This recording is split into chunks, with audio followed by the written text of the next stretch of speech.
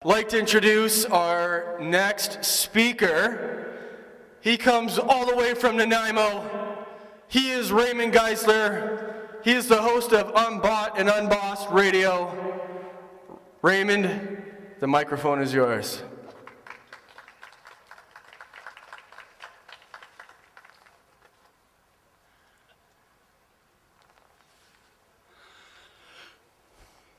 Hello and welcome. My name is Raymond Geisler and I am honored for the chance to share some ideas with you today at this solutions-based rally hosted by Victoria We Are Change. I also want to acknowledge that I am a guest on the traditional territory of the First Nations peoples. And speaking of solutions, this We Are Change group is an excellent example of concerned citizens working in their local community to make a difference. Let's have a hand for the organizers of this event.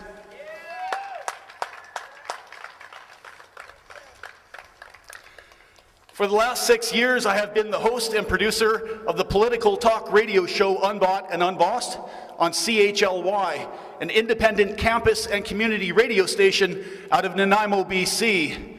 I am pleased to have had many of the speakers you will hear today on my radio show in the past.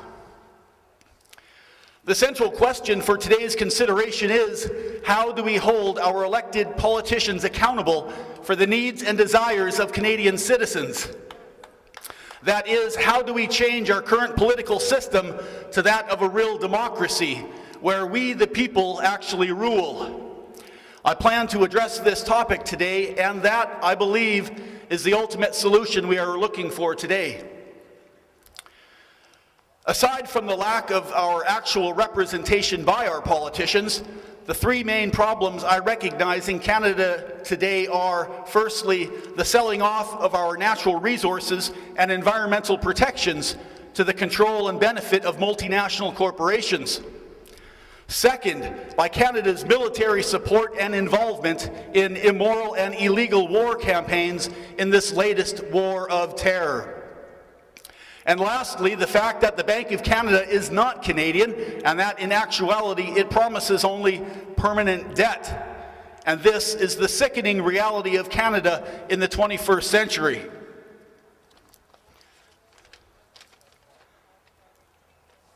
How many of our politicians are really keeping their mouths shut on these issues for fear of ending their career advancement?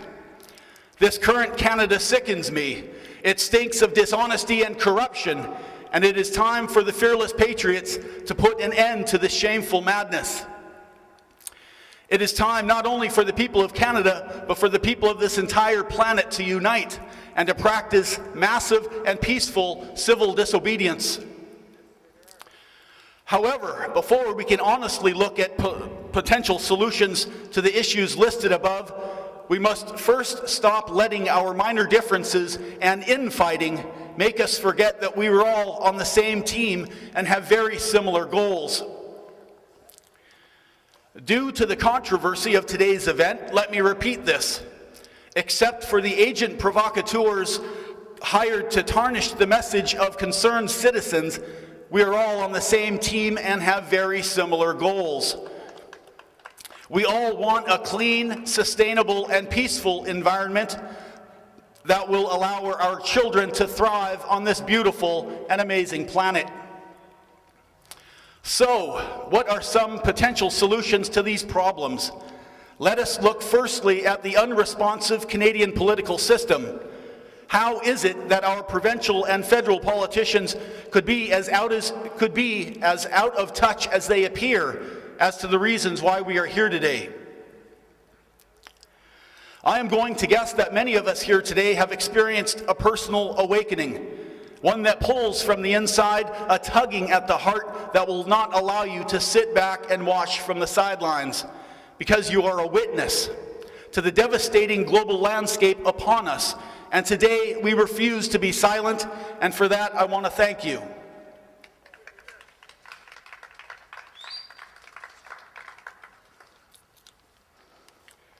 I came to my political awakening due to the 9/11 false flag terror attacks.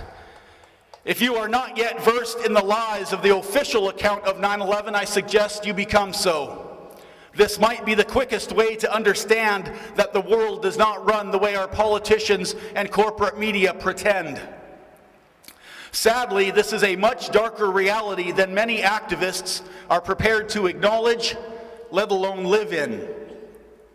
In fact, 9/11 was conducted to silence dissenting voices and countries into towing the line of global fascism, a totalitarian nightmare which is evident in the police state currently being ushered in. For the first few years of my radio show, I attempted to have political and media personalities on my show to discuss the 9/11 controversies. At first, I was surprised that none were willing to debate 9/11 with me.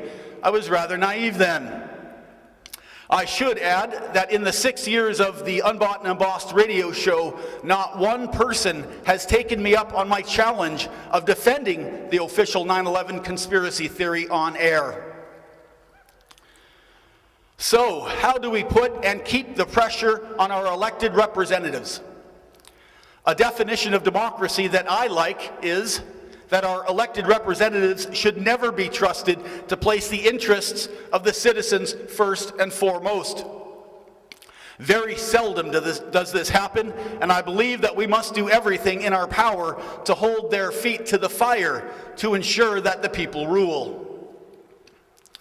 The following quote by Upton Sinclair accurately illustrates this disconnect between politicians and their constituents. It is difficult to get a man to understand something when his job depends on not understanding it. I suggest forming a political watch group in every riding in Canada to record every action and utterance spoken by the local member of Parliament. We must put an incredible amount of pressure on them and let them know that we are paying very close attention to their actions and that we are circulating our findings to their constituents. I am not a fan of the political party system, but I do see the wisdom of activists joining political parties in hopes of helping to steer this runaway train from within. While I am not suggesting that this would be a sure way to vote in progressive and moral people into office, it is far better than the apathy we see on election nights. Moreover, perhaps a none-of-the-above box should be added to the ballot. Wouldn't you just love to see the TV pundits squirm as they try to explain the sudden change in voter turnout? I am now going to talk about a proven solution, and that is becoming the media. I strove on my radio show to invite guests that were active in providing an alternative dialogue that challenged the agreed-upon version of recent history, which I call officialdom. Officialdom is the narrow sliver of acceptable talking points and views that our federal governments and corporate media outlets repeat endlessly, regardless of the evidence to prove otherwise. History is being rewritten before our very eyes.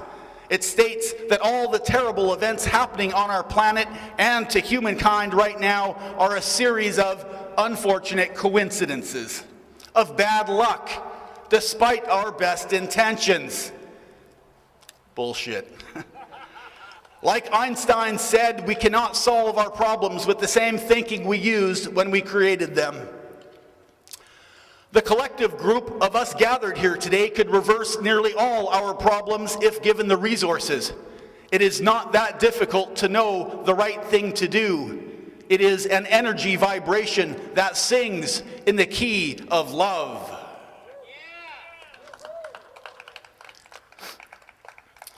So let me share a list of things that we can do to better educate ourselves and our communities. I can personally attest to the influence of public radio. No prior experience is required, and you learn as you go. Same for most everything else in becoming the media.